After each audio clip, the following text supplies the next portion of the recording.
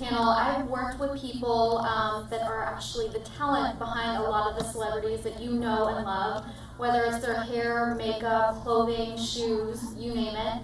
There's actually someone behind them doing all of that for them, and we get to meet some of those people here today. I'm just going to call them out right now. I'll give a little intro of who they are. This first person that I'm going to mention, Joey Maalouf. You might know him from the Rachel Zoe Project, as I did. Loved him there, and he has a storied career. He's been in this industry for 15 years now. Joey, thank you.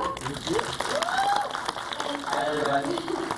He has touched many faces here in our industry, including Molly Sims and Jessica Alba. And he just, as you heard earlier, Cara Santana opened or started her app, the Glam app, and Joey is a partner in that, so that's really cool for him.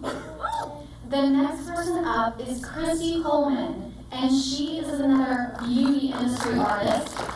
She has been in this industry for 30 years, and her work has been featured in Vanity Fair and basically every magazine, you name it. She's worked with all the major photographers. And if you saw those beautiful pictures of Alessandra and Brosio earlier, Christy is actually the talent behind that. So that's really cool to have her here today. And she's also actually just in the past 2 years started working on the Beauty Counter. You guys are familiar with that. It's a safe skincare line and it's sold online. So she is a creative genius for that. And then finally we have Mary Alice Haney. She has worked in this industry for a really long time too. She's a household name and she's a fashion stylist. She started out as an editor at magazines like Allure and Marie Claire, and then she's gone on to design her own line, and it's called Haney. So we're going to hear all about these guys today. And I wanted to just sort of throw it to each of you. Just kind of tell us, your path and a little brief intro of who you are and how you got to where you are today. Joey, we'll start with you. Hi everybody. Hi. Hi. Well, the first time I ever did someone's makeup, I was 15 years old. It was on my cousin or something, and obviously being so young, I totally thought I was going to be a pop star or something, like way cool. But there was something so exciting about seeing the finished product and seeing the way that I made her feel after I was done. So I became so obsessed. I got a job working at a makeup store, like serving coffee basically, and would just ask if I could bring my friends in after school, and the owner thought I was so good that they gave me my chair. They gave me my own chair on weekends. So by the time like prom rolled around, like everybody wanted my phone number. Yes.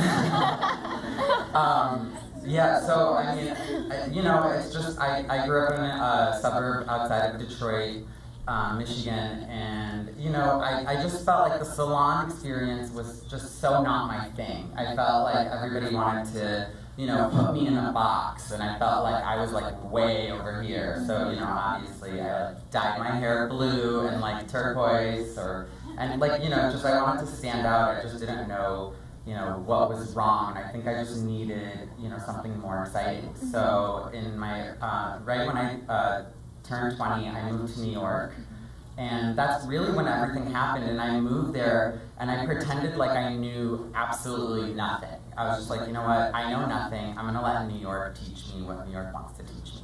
And I think I just had such an open mind and a passion for what I do. Like everything about like fashion and beauty excites me, like still to this day. Like I could talk about lipstick and like what kind of mascara you want to use for like ever. So it's just so funny. I think because I approached it that way, everything started to happen for me. I met Rachel Zoe. I actually had no idea who she was a month into me moving to New York. I got hired to do her makeup through some person that I assisted on a fashion show, and somehow she got a hold of me, and her hairstylist didn't show up. And I was like, ooh, I got you, girl. I can do hair too. So then I ended up doing her hair and makeup, and just, built this amazing relationship. And, she's super open and accepted me for who I was, and just wanted me to like be happy and like fun and have fun getting her ready. You know, but obviously, like, I approached it, I was never late, I was always on time, even now, like, it's so hard, like, being late, I would actually have to work at being late for a client. I mean, obviously, like, you know, give or take, like, 5 or 10 minutes, but, you know, anything other than that is unacceptable. But, you know, I just feel like you, like, approach things, you know, was to always just be myself, because that's when things work out for me. You know, when you just try to mold yourself into that person you think, like, your friends want you to be, or, you know, whatever, like, we all kind of are like, oh, I'm cool too, like, yeah, I know what that is, but, you know, it's just, you start to attract the wrong people when you approach things like that, and when you're yourself, you attract people that, like, love you for you and want you to be more you. So I think that was the thing that I always had with me. And, you know, I lived in New York for, I think, like 7 years, and then, you know, decided to move to LA, and then once I drank the Kool-Aid here, I was never going to live in winter ever again. So yeah, so here I am. Quick question, did you go to cosmetology school or study artistry, or how did you get the skills for this? And then, did you get an agent when you moved to New York, or how did you get the Rachel Zoe job? Oh, girl, that's a tough question. I know, sorry. I'll answer that. Okay. Actually, I come from a strong background of hair and makeup. My brother Johnny is a very talented hairstylist. He's in the audience today. Happy birthday to my brother Johnny. But yeah, it was always around me. It was always a part of my life. I just kind of didn't, like, you know, put the pieces together. But, you know, obviously when I was trying to figure out what I wanted to do, you know, they kind of guided me in the right direction. And were really supportive and so creative. So obviously we were, like, such a creative household. I'm the youngest of 5, and 4 of us do hair and or makeup. So I mean, that obviously helped. I did an apprenticeship. For makeup, I just basically assisted until I learned everything that I could, until I could figure out what it was that, like, I loved about makeup. You know, like, am I, like, full force contour, or am I, like, natural beauty with, like, blushing, glowing skin? And then I was like, maybe I'm somewhere in between. So it's like, with makeup, I kind of, like, played with it until I got really strong, and then I did an apprenticeship for hair, which I think took, like, 4 years at a salon, and actually assisted my brother, who's taught me a lot about customer service and, you know, how to, you know, be in the know, like, what's the hottest restaurant, like, what's in vogue, like, you know, you just have to kind of know all of those things, you know, just to collaborate with, like, the people you're working with. It's just fun to, you know, have those discussions also is a big part of, I think, the industry, when you're working directly with people, like staring them in the face. Yeah, they inspire you and you can be more creative with every different person you work with. They have a different style and they're coming from a different place, so it helps, I think. Totally. Christy, will you please tell us a little bit about you and your path and how you got to where you are today? Hi, I actually grew up between a rural farm in Oklahoma and a small town in Texas, and I obviously, as she said, I've been doing this for 30 years. You can imagine there was no internet, nor was there social media. For myself, I actually would look at fashion magazines while sitting in a wheat truck going to the grain elevator in Oklahoma, and always loved the fashion, the makeup, the locations. Obviously, when you come from a family of farmers, you don't travel. So I actually would take that in, and I had my sight to live in New York City just looking at those magazines. So that was basically, as a little kid, much like Joey, understood exactly what I wanted to do. I also had a love of skincare, so I graduated high school early and moved to Dallas and got licensed to do facials. I then went back to this small town and opened my own little boutique that I had for 2 years before moving to New York. I moved to New York with $200, no job. I ended up working, this will date me, but for Steve Rubel and Ian Schrager, which he opened, that was the first, like, boutique hotel called the Morgan. So I actually learned a lot from those guys about brand. It was also where all the photographers stayed. Mario Sorrenti was staying there. He was very young, so was Matthew Ralston. Linda and Evangelista still had really long hair. It was before she cut it off. It was a really exciting time. I ended up assisting Kevin Aquan for quite some time, and then just started working as a makeup artist there. That was really, I didn't actually do skincare at that time, but no facials, but lots of makeup. Well, and tell us a little bit about what you've been doing lately with the Beauty Counter and what's going on. You're still doing, I know you just told me you did all of Alessandra's makeup or campaign and everything like that. Tell us about what's going on now. So for me now, I actually, because I had been doing makeup for so long, I actually went through a personal experience with my father. He had developed ALS, Lou Gehrig's disease, and I actually ended up moving back to Texas and taking care of him until he passed away. And obviously when you go through something like that, you sort of start to reevaluate your own personal life. I moved back to New York City, and I stayed there for 2 years, and then I just felt like I needed to change, so I got in my truck and threw my Vitamixer in there and my dog, and I drove to Venice. This was in 2007. And I actually, in doing that, I read a book by Stacey Malkin called Not Just a Pretty Face, and it actually exposed the personal care industry into these ingredients that are used in our personal care. And so when reading that, I thought, as I didn't know that as a makeup artist, then how is the rest of the world to know? And so then I started a website and a blog, which my agency thought I was crazy because no one was doing that. And I did it only to hold myself accountable because I didn't know anything about this, the safe skincare or makeup, and I didn't know anything about ingredients. I was a total makeup artist, and so love product, love color. And so I did that just to hold myself accountable. And in doing that, that's when I was introduced to a woman who is a serial entrepreneur who believed in this space and wanted to start a brand. And she said, "Can you do it?" And I was like, "Sure." So that was almost 5 years ago. We launched March 4th, 2 years ago, March 4th, and so it's been a labor of love. But through hardships or, great things happen. So that's what I've been doing. Thank you for sharing. Mary Alice, you're up. I remember being at a photo shoot with this one, and she was telling me, I really want to start this skincare line, and I was like, that's such a great idea because it's not out there. It's so it's fun to see, that it's been so successful, so I'm so proud of you for doing that. Thank you. So I'm from Chattanooga, Tennessee, a place called Lookout Mountain, and actually have another Lookout Mountain girl over there. And I grew up the same way, loving fashion, loving movies, and really loving LA. And I knew I was going to move to LA. I didn't care how I was going to get here, I was coming to LA. So I did that, much to my parents' horror. And as my first internship was at Gucci, and I interned for the PR director, the West Coast PR director. So we were dressing all the celebrities at Gucci. And then I tried to get a job at a magazine here because I wanted to be a West Coast editor. Again, I loved LA. Couldn't get a job here, so I did get a job at Vogue in New York, and then one at Harper's Bazaar in Paris. So I moved to Paris, worked in Paris at Harper's Bazaar. That was my first real job, which was amazing. There was a great editor there, Liz Tavares at the time, and she's kind of one of the legends. Then I got a job coming back to LA. I worked as the West Coast editor for Allure, the West Coast editor for GQ, the West Coast editor for Domino, the West Coast editor for Marie Claire.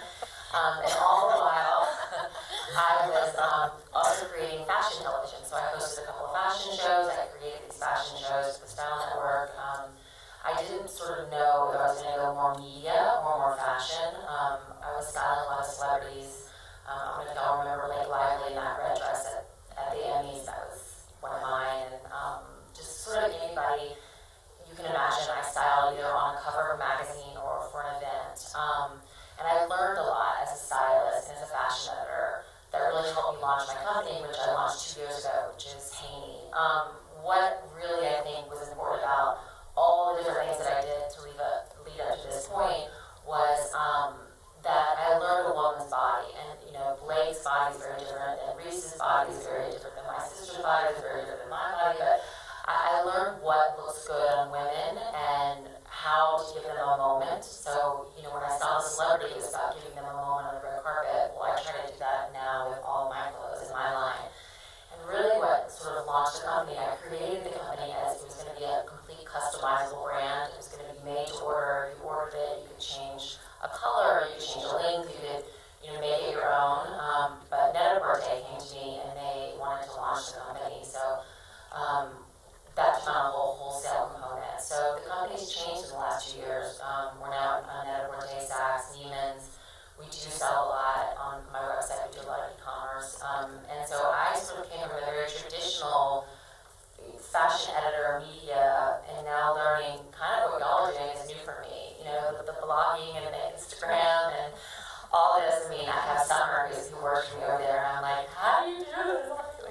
So I'm way more impressed with what y'all are doing than designing, because I think that the social media is still sort of a big new world for me, because I come from traditional, fashion editors. But that's. I have sort of a one-off question for you. I think a lot of people in the audience, including myself, at one point, I was trying to get a fashion editor job, and there's so many jobs you apply for online now. They'll have thousands of applicants. How do you think you stood out and landed? You named so many fashion editor jobs you had, and you guys too. I mean, working with these top artists in your industry, it's so hard to get noticed and to stand out and to actually land that. Do you have any sort of tip for the girls? I mean, I think I listened to the panel before me, and I think the best advice, well, there's two things. One is networking and interning, and I worked at Gucci for free, when I could, and I had another little job at a PR agency at the time, but my first real job. So to have that on my resume, to go into Vogue, and just so y'all know, when you go to Vogue, even if you're applying to be an assistant, the last meeting is with Anna Wintour. And she's like, why do you want to work at Vogue? And I was like, because it's the best. I'm from Tennessee, and I love it. So I think, the passion that you have for something and doing what you love, and, the magazine world is such a special world. It's changed dramatically since when I was there. We did these huge shoots all over the world, and, if we wanted an elephant in the Bois de Boulogne in Paris, that was no problem. Now, it's so much more about budgets, and social media does come in a lot more. Yeah, exactly. So I think, for me personally, when I was hiring as, somebody to be my assistant, or even now at a company to be my intern, I want to know that they're passionate, I want to know that they're going to think out of the box, and I want to know that they can do something that I can't, Good point. And there's a lot that I can't do, Which actually brings us to our next topic of conversation. And it's funny that Christy and you have worked together before, because networking is so important, and working with your peers and all helping each other. You're all growing up the ladder together. So just give me a little background on how networking helped you in your relationships, that propelled you to success in your industry. Networking is really important. I think the thing that can go wrong is that you're trying. I think trying, sometimes comes across like forced or phony.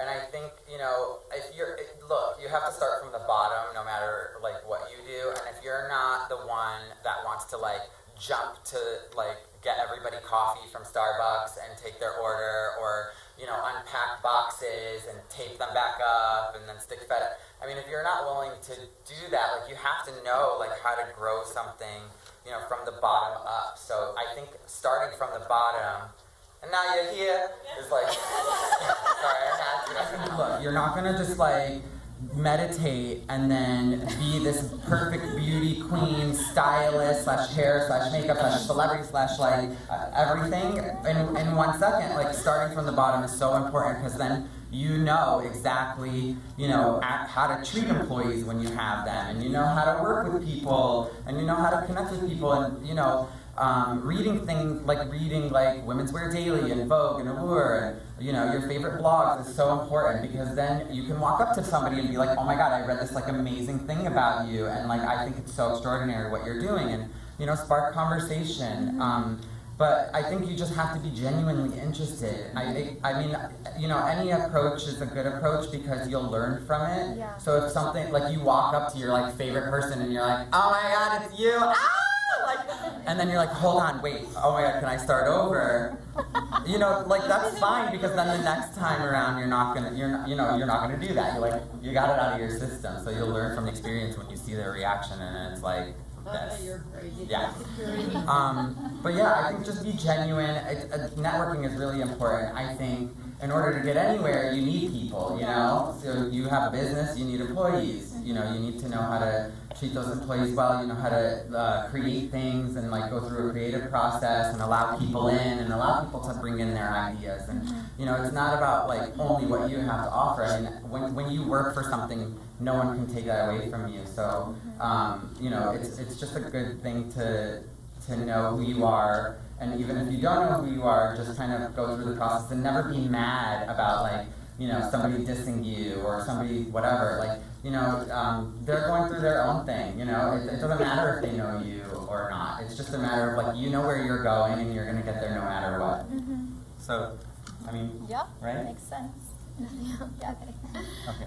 So, do you want me to answer the same question? Yeah. So I think networking, I mean, obviously, as everyone says, it's extremely important. I also think, even in this audience today, you have the opportunity to meet the person beside you. You never know how your paths will cross in the future. I think it's really important to always be yourself and be kind and pick up the slack if you're at a job. I know, you know, for myself, working on set, a lot of the times it's like with different celebrities or different publicists, you never know who that publicist also represents that might be interested in you. So it really is always just being respectful and mindful to everyone around you, and to always look at everyone as a possibility in a sense, not in an opportunist way, but in a way that like you should treat everyone the same, because you absolutely never know who they are and you never know who they might become. Your boss one day. Exactly. Exactly. You want to answer? Sure, I'll answer the same question. You know, networking for me has been so different in different ways. You know, starting a company now, you'd be shocked. We're LA-based, everything's made in LA, and we need so much help with everything. And you would be shocked how much people say, "Can I intern for you?" And I'm like, "Yes, come!" Like, we'll send you on set. Like, you can go to this photo shoot, or you can be a part of the design process, or, you know, again, I'm going to talk about Summer again over there, she's sitting over there, but, you know, she's got these young, amazing people that she's friends with, because that's her age, and young photographers, and young models, and so they're putting together a little photo shoot this weekend with Haney that we're going to use for our social media, and I'm like, that's amazing, because, you know, our photo shoots cost a lot, and to be able to do things on a budget, and I know that a lot of the questions earlier were, you don't have any money, how do you start your own brand, or how do you know, create your own company? And I think it's, again, thinking out of the box, and we're in this new, you know, you don't have a marketing budget, you don't have a PR budget, what can you do to stand out? I think that's important, and I agree with you, it's sort of like always be nice and always be sweet, and you don't have to be mean in any way, respect everybody that you work with, because that person that you were an asshole to is going to be somebody you're going to want to work with, you know, a year from now. So. Our industry is so small, we all talk too, so we know a reputation is lifelong, for sure. Working in your industries, you're definitely going to have downfalls and times where you're just like, oh shoot, that was a big screw up, or just a moment that you were just like, oh, this is something I'm not proud of. Do you guys have something like that that stands out in your mind? And then do you have also this great big moment where you're like, holy cow, I made it? Well, I just my answer is really quick, because I'm going to tell you a terrible story. I was in charge of the Hollywood issue, so I was in charge of casting the Hollywood issue and then styling the Hollywood issue. And we had the 3 girls from Second City on the cover. So last time I could fly, I flew to New York.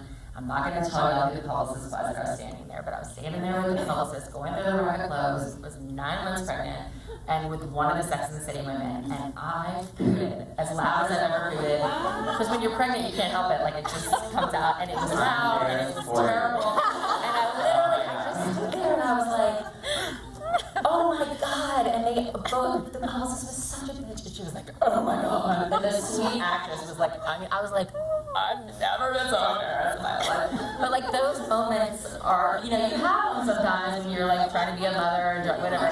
So that was a terrible moment. That was really awesome. That was really awesome. I actually have never embarrassed. Yeah, it was horrible. That's amazing. And then probably one of my favorite moments was Net-a-Porter launching my company, throwing the launch party and having all my friends, celebrities are not there, and just knowing that we were, you know, 6 months old and going to be on Net-a-Porter. So that was like, I was like, oh my God, like I think my clothes are awesome, but somebody else does too. So anyway. Where do you go from? You go with it. You take this one. Well, I mean, I make mistakes every day. You know, I don't look at any of them like they're so big or so small, because even the smallest ones, like, you know, I feel like mistakes are like pimples. Like, it's you that thinks it's the biggest thing in the whole world, and it's really like leaving it alone and just moving on and like letting it, like, you know, like Maybe go. learning from it a little bit too. Yeah, just like take what you can from it and then just move forward. You know what, like we live in a social media driven world now, and like, you know, one day we dislike this celebrity because of this, and then, you know, the next day we're copying off of everything she does, and you know what I mean? It's like, it's always like, it's always gonna be like that. Like no one's gonna notice except for you, and just take what you can from it and move on and be a bigger person and grow and just love yourself no matter what. What was your biggest aha moment, or the moment where you wanted to pinch yourself? I don't necessarily know if I have one. I have those a lot. Yeah. Like I'll like work with somebody and I'll be like, oh my gosh, she's the most beautiful person ever. I'm dying, and then like, you know what I mean? Then you get to know them. They're a real person, and you know they're beautiful inside and out, and you know they're a mom or a best friend or a sister. You know, celebrities, they're just like us. But yeah, I think, I don't know. I'd be lying if I said there were, like, I felt like there was an end moment where it's like, oh, I've made it. I just feel like, you know, I just like to grow as a person, and I like my career to grow along with me, and, you know, if something comes my way, like, you know, Cara Santana, the beautiful and gorgeous Cara Santana that you guys got a chance to see her speak, you know, called me up one day, and it was just like, I have this genius idea, were her words. I can see you laughing. And she approached me with this beauty on demand service, and I was like, you know what, let me sleep on it. I'm not sure if that's like the direction I had. Like, what do I know about the tech world? And I called her back the next day, and I was just like, you know what? Like, I have so much to offer this. Like, why not create a virtual agency for the stylists, and let's tier the stylists in different price points so that they can leave beauty school and have somewhere to, you know, freelance, because their only other option was to go to work for somebody else at a salon, or, you know, struggle for 15 years trying to figure out how to make it in, you know, an ever-changing industry. So I felt like it just hit my heart, and I was just like, I feel like this is exciting, and I do want to move forward with this. And you know, I wouldn't say it was an easy process, but I think it was super seamless, because once I said yes, everything on my part, like creatively, just really, you know, came to my mind, and I would just we would have meetings and we would collaborate, and you know, obviously, I'm just so happy that she made that phone call, because it's been such a fun process so far.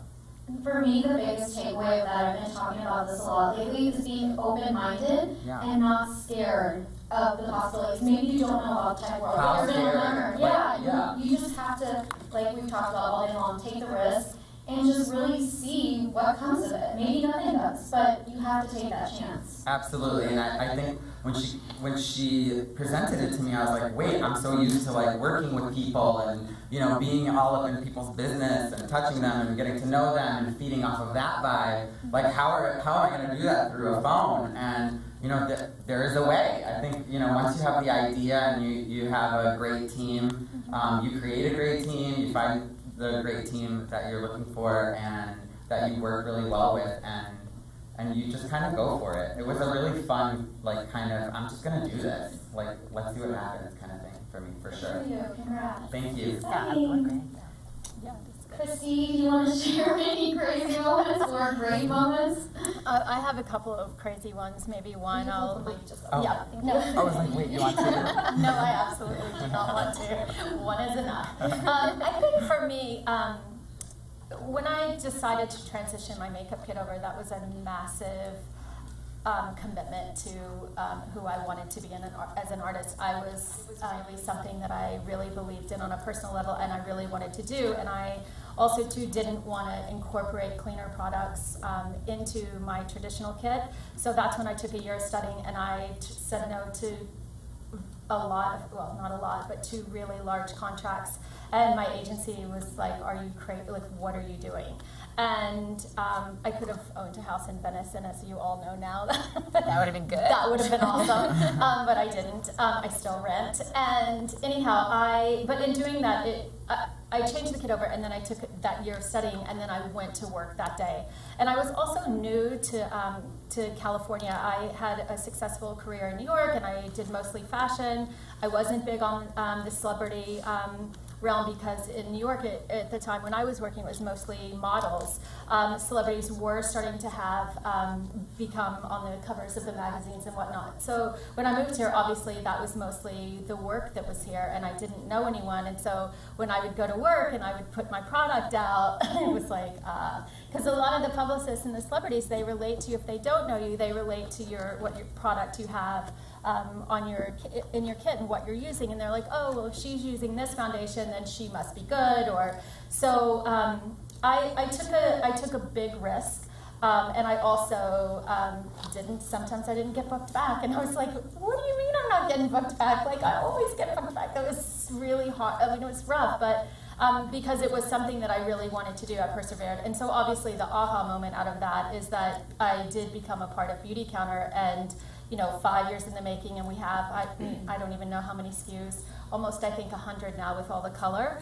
And so being able to do that, but had I have not, that was not my intention when I did that. It's what brought me there, that experience. So I think that you just have to, there are no, as Joy says, there are no bad moments. If in a career there's always good to come out of every experience that you find yourself in. Being so successful and following your dreams, do you think there is one thing about you that really made it possible, or say made a client like Rachel Zoe said, Joe, you are my right-hand man, you're going to do my hair makeup every single time. What's that one thing about you each that you feel like, could really help these girls, strive for that in their field? I think in any situation, I just can only speak from my own experiences. I literally give you like everything. I always say I give you everything. Like it's just in my nature. So if I'm friends with you, you get everything. If you're my client, I'm gonna give you everything. So it's like there isn't anything that's crazy for me. Like I would just kind of go above and beyond because I'm just so passionate about building the relationship, or, I'm just having fun, and I found somebody that is allowing me to be myself and wants me to be like crazy Joey. And, I remember I had no idea, like literally, I didn't even know like what a stylist was. I mean, I knew that they worked for magazines, but I didn't know that like, a celebrity could hire one. I was so green when I first moved to New York. And I just think when I met her, I was just like, you're so awesome, and like you have this crazy busy life, and you're like unpackaging boxes with like your interns and assistants, and like I saw her doing all that. So I definitely think I learned a lot, working with her for that first year. And I remember just saying like, she was like, when you were little, like, what did you want to do? And I was just like, oh my God, I totally, like, I want to be a movie star. Like, I'm just dying to be, like, so gorgeous, and I want everyone to care about my outfits. And, you know what I mean? And, like, she died laughing at me, obviously. But, that was so honest. Like, that was so honest. I mean, like, my family members that are here will totally tell you that's so true. But, I just never hid anything. I was just like, you know what? It is, yes, I'm here to provide service, and you're going to look so major when I'm done with you, but, like, I'm 100% myself at all times, and I just feel like that has given me everything. They can trust you really, too. Yeah, I think when you're 100% yourself, like people are, and you're consistently like that, like obviously everybody has good and bad moods. I mean, like, don't be around me when I'm in a bad mood, it's so scary. But, however I wake up, it's like what you get, and I own it. And it's like, it's a way of like allowing the people that you surround yourself by to trust you and to not think, oh, like you're being shady today because you're like a little, you woke up on the wrong side of the bed or something like that. But it's just like still being you, like even if you don't want to do something, like I always say like, oh, I'm so gonna do this, and I'm gonna complain the whole time, but I'm still gonna do it.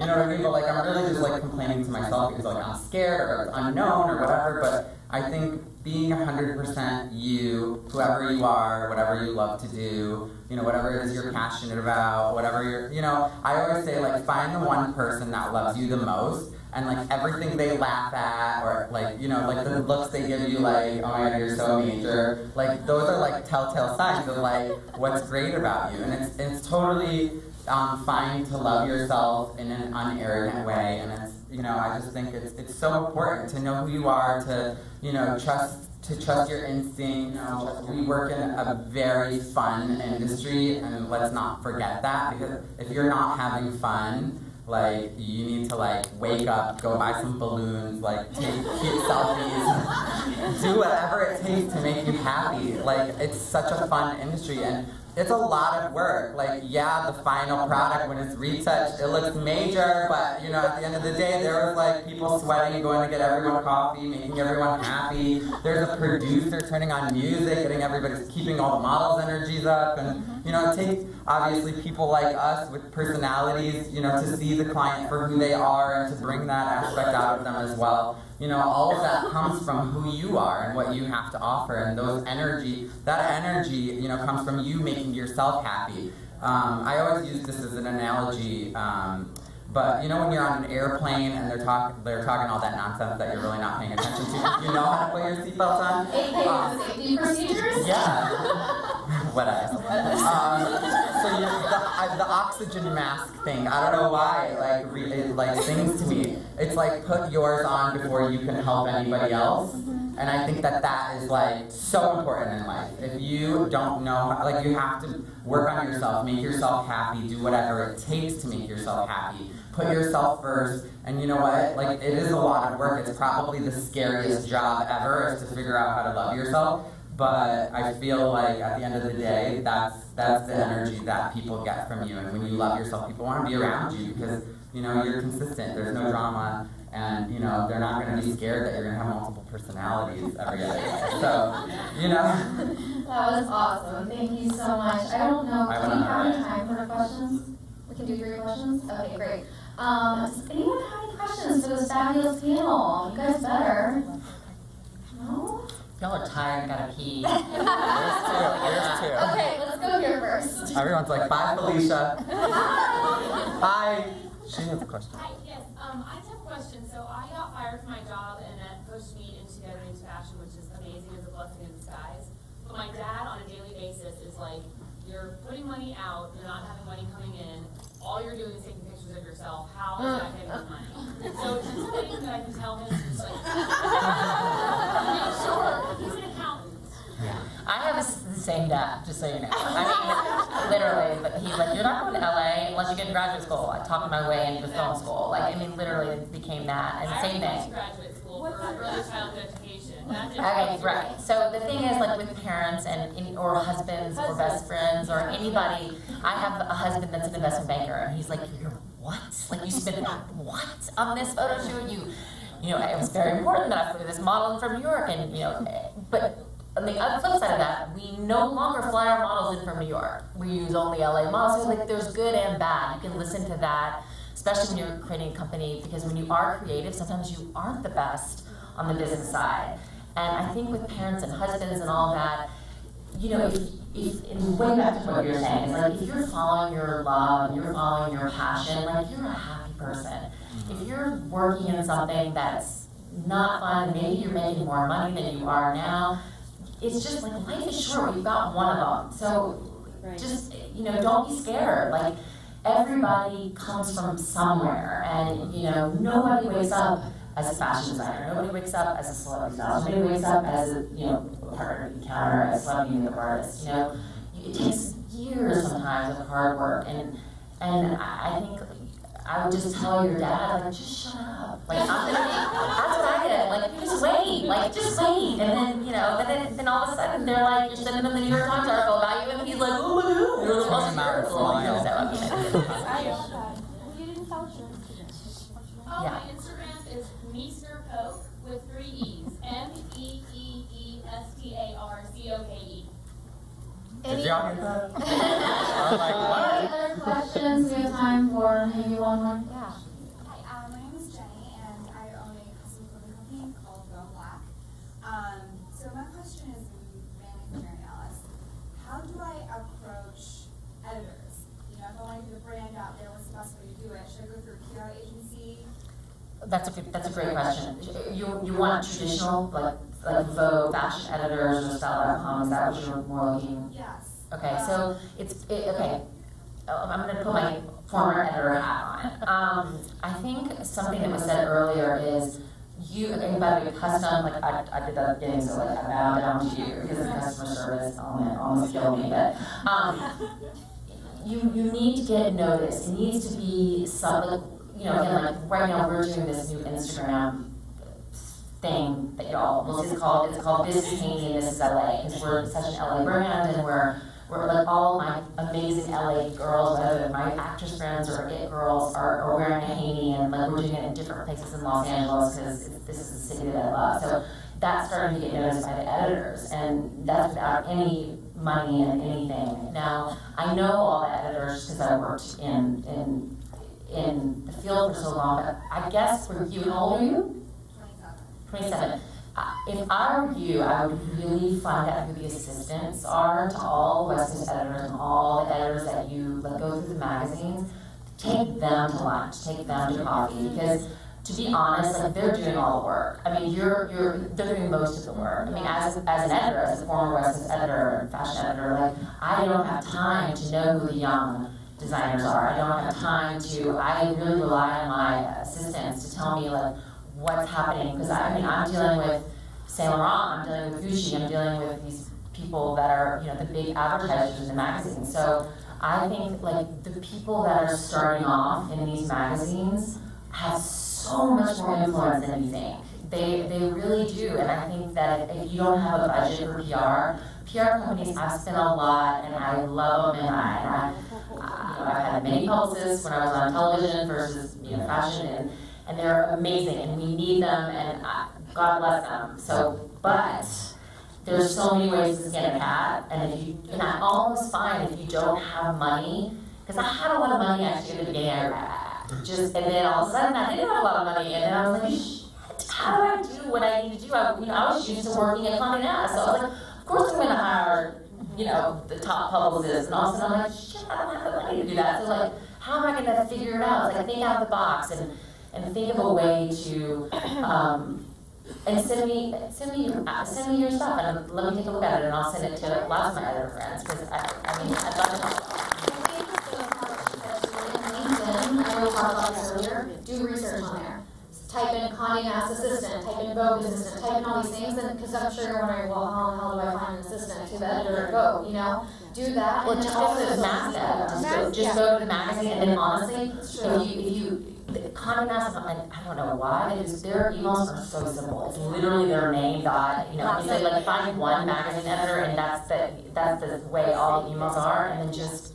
So can I say something real quick? So I've been in PR for 25 years, and I'm shifting into doing blogging and all of this. So what she's saying about a masthead is it's on the second or third page, and it's a listing of everybody who's working at the magazine, has their first and last name. Some of them have emails. It'll have a little tidbit about them, like they like whatever.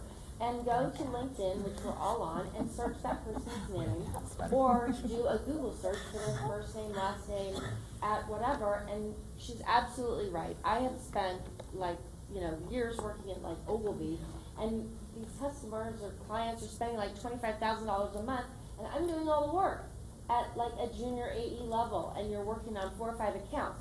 Those are the people who don't get recognized by anybody. And they're influencers, we're doing and all they really of it. are. And we're the person who's saying, you take us to coffee, or even just send us a really nice note, and then we'll be like, hey, this is really cool. I want you to look at this. And then they get kudos from their boss for bringing something cool, and then notice, and they're the people who are more apt to get you in. So that's what a masthead is. Every magazine has one, second or third page. Those people are dying to get contacted. Well, they're not dying to get contacted. Recognized No, they are. For being people. Yeah. Everyone's going to tell you, don't contact me. No, but you should. That's the biggest thing I think to take away from this whole thing. Have some big balls. Totally. Don't be scared. Yeah, the worst that could happen is they're going to say no or not respond. And who cares? There's 10 million other people out there that are doing the same thing. Somebody's bound to love your stuff. Thank you guys so much. Thank you all. That was amazing. Hey guys, thanks for watching. watching and so glad that you're here. You could just take a moment and subscribe to our channel. You can do it by clicking here, over here, over here, or wherever that subscribe button is. Just click it. You'll get everything directly sent to you, first to know of all things Simply Stylist. Thank you so much, and if you don't, this dog is coming after you.